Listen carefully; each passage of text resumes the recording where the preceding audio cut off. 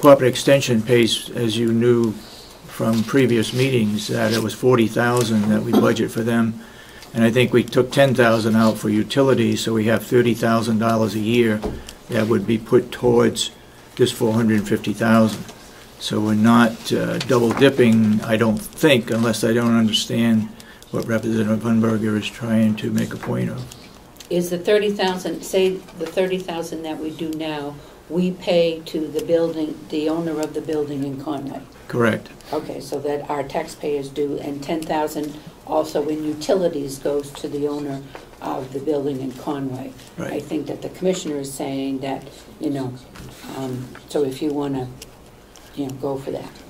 Well, I'm just saying that basically if we're floating the bond for the nursing home, or the, no, I shouldn't say the nursing home, for the co-op refurbishment of the building.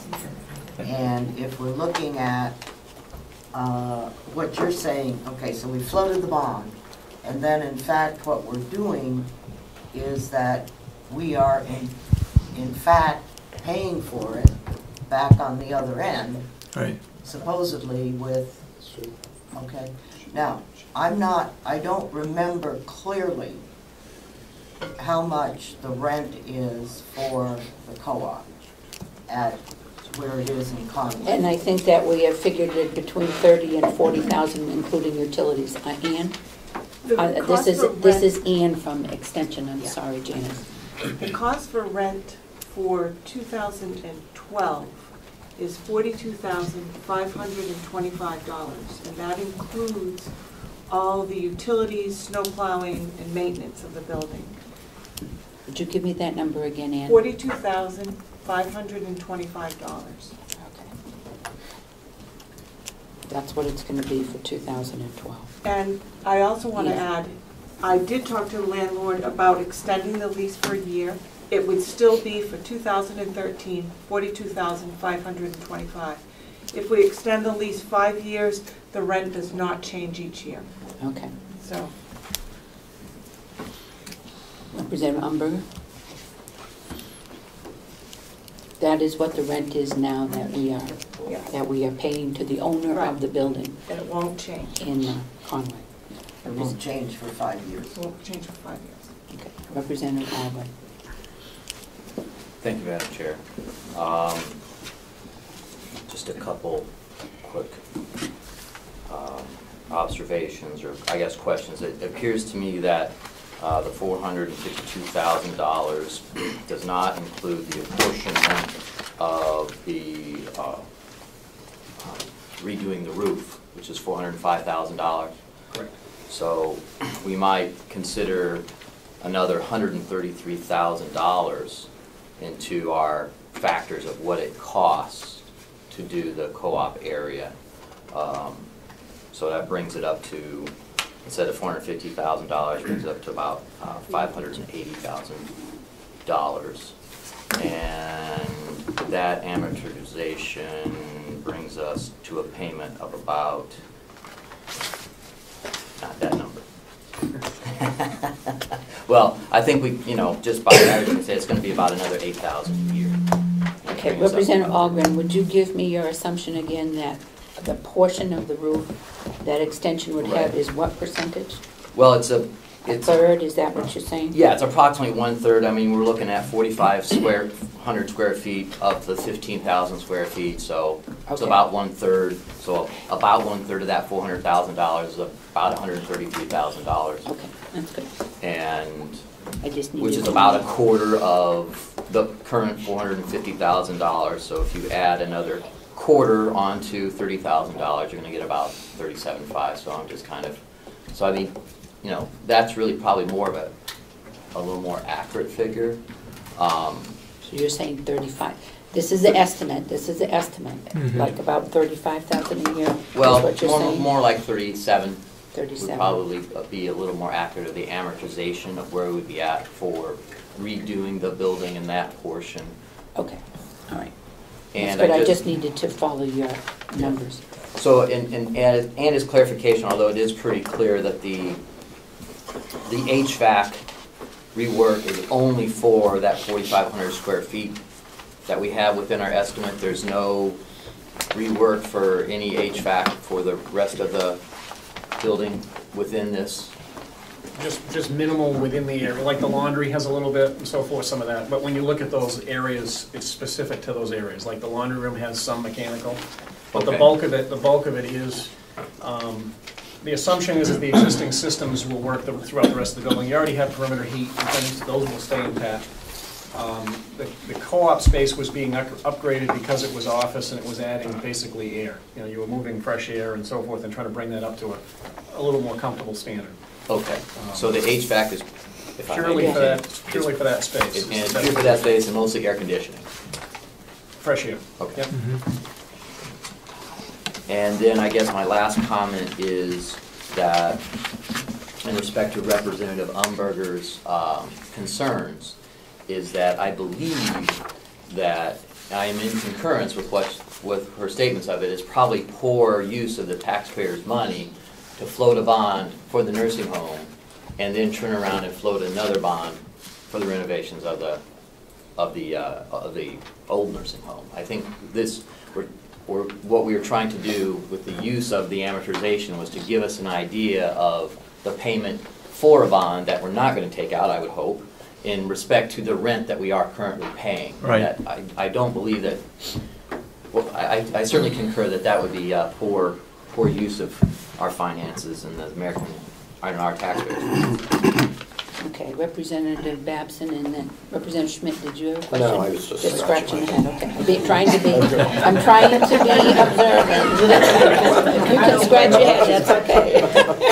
Representative Babson. Thank you, and then Madam Chairman. Representative Madam Chairman, just for the record, in checking with Ann, if we extend for 1 year, it's 42,525. If we extend for 5, it's the same thing. The loophole is here in the letter I got, the email, didn't say anything about if we go 1, 1, 1, 1, and 1. I suspect that for 42,525 is going to go up if we take it for a second year and then roll it over for another year. If we go to 5, yes, it stays there. I'm concerned with 2 through 5.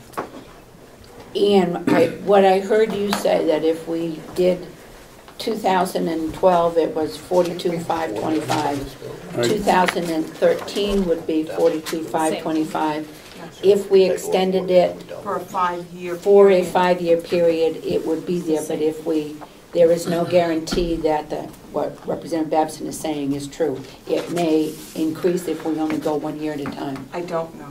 Okay. I didn't ask that. My point, Ann, well, that wasn't in his No. his response. Yeah, it's probably, we did not ask that question. Representative Marrow and then Representative Umberger. Thank you. I'm not sure I'm right on this, and I'm asking because I don't know if I'm right. Okay. It would appear to me, I don't have the sketch with me, but it would appear to me that no matter what we do with UNH extension, we're still going to have to repair the roof over the core because we've got the boiler in there and we've got the maintenance stuff. So you can't just tear that section down. Just stay here, okay? So my question is, if you don't put the UNH extension in there, then I would assume that you would want to tear that section down and cut it off somewhere back near the boiler room. And if you do that, I don't think that cost is in there. What would that cost us? It gets. Am I correct, you could do that? Yeah, you can, but one caution I was going to bring up so everybody understands as well is that demolition is obviously the least expensive option. When you start putting walls back up, it really becomes a question of where are you putting them and what does it impact?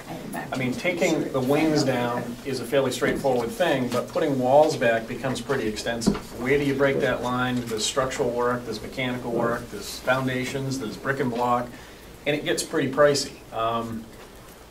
For my own opinion, I would seriously consider the mothballing answer until you're sure what you want to do with those wings, only because it's really expensive to take them down and then block those walls up permanently, as opposed to just boarding them up temporarily or something. If you're going to put in a foundation, do the site work, do it properly, brick block, as you can see on here, it's very expensive.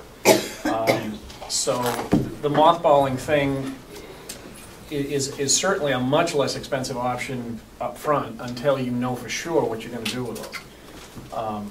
I think when you carve back into the building and start dissecting different areas, at some point you're left with a really odd-looking thing. And you don't want that, I don't think, when you're done. You want something you're still proud of when you're done, not, you want to be careful how you clip it. Is it an assumption that I could say is just because, say we take out that extension, and just because it's half a roof, doesn't mean it's going to cut the cost of putting up the roof to half of what it was, because the Right. economy of scale has got to come in here somewhere. Well, it does, but at the same time, too, it's a little bit of a mystery even for us at this stage, because you've got so many systems in that building that migrate throughout the whole facility. When you start breaking lines and cutting buildings off, you're cutting off heating and duct and piping and wiring and feeds, and it's a little bit of a mystery. So the more we carve into the building, I think the more dangerous it gets cost-wise. When you take the wings off, there's work, but everything came out of the core of the building and fed out to the wings. So you're really dealing with heating mains, sprinkler pipes. It's fairly straightforward. There's still some work. You got to loop back heating mains. You got to do things like that to make it safe and make it still operate. But if we get into the core of the building, it gets kind of messy. Yeah, follow up, Yeah, Representative which- Merrill. Which I think kind of gets to the crux of a query. If in fact we don't put UNH extension in there, Right. and we've got a core that we fixed up, and we've got an extension that we maybe have or haven't fixed up, I assume that we wouldn't leave that there vacant. What would we do with it if it was too expensive to take it down? Yeah, well, currently, if I understand it correctly, I mean, currently you have some laundry operations in the building. Currently, the idea was you need a home for maintenance, so maintenance would occupy a portion of that building. You still have beyond that, the front office space, you still have the existing kitchen, you still have the cab. I don't know what the right answer is, Okay. but those are certainly options. I don't either, but And you It's have not the an electrical easy one. room, What's that? an electrical The room. electrical room is there, the central electric's still intact, the boilers will be going in there. but that's all behind the area that. That's true. Correct, Right. that is So true. that's That's not- behind the co-op Yeah, space. so I'm not concerned about that, because I know that's gotta stay, but Right. my concern is if you fix that, and then you don't do anything with the front, which the extension was gonna use, Right. because it may be too expensive to fix up, but then it may be too expensive to take down, where you take all this stuff in, so what do you do with it? That's something that the That's a fair commissioners will Yeah. talk to us about, and we will also have a say. Well, a lot of us, some of us are feeling that we shouldn't have anything in there. Representative, are you through, Representative Merrill? Yeah. Representative Umberger? And Yes, did you have- my question goes back to the co-op. You'd indicated that you were saying that 30,000 would be rent and 10,000 would be electricity. Now, what does that rent provide? Does it provide your snow plowing, all the stuff that they're currently being provided, trash? I assume you get trash pickup, you get Cleaning of the office. cleaning of the office, all of that for the 42,000. And my question is that all of those same services going to be provided for the 30,000 that you're saying is rent? Or are we talking about all of those other services being on top of the 30 plus the 10? I believe we're talking about the total of 42,525 for everything, including utilities. So utilities. You got the mortgage or the loan Trash- to pay off, and you got trash cleanup, utilities. cleaning of the facility. Right. Okay, now, okay. So I guess that where I'm just asking here is, assuming that goes on, who would in fact do that cleaning? Would we have to hire somebody to do the cleaning? Or would somebody else do that? In the facility, and if we brought extension here to Right. Ossipee? Maintenance could do it. I think they talked about a couple of hours a week. I had an estimate that was way out of whack because they wanted to make a profit. Maintenance submitted some information to us because they wanted to make a profit, and we're not into making profits. So what you're, excuse me, Yeah, go ahead. so you're saying that in order to accomplish this, we would go to the 42.5? Correct. and not stay at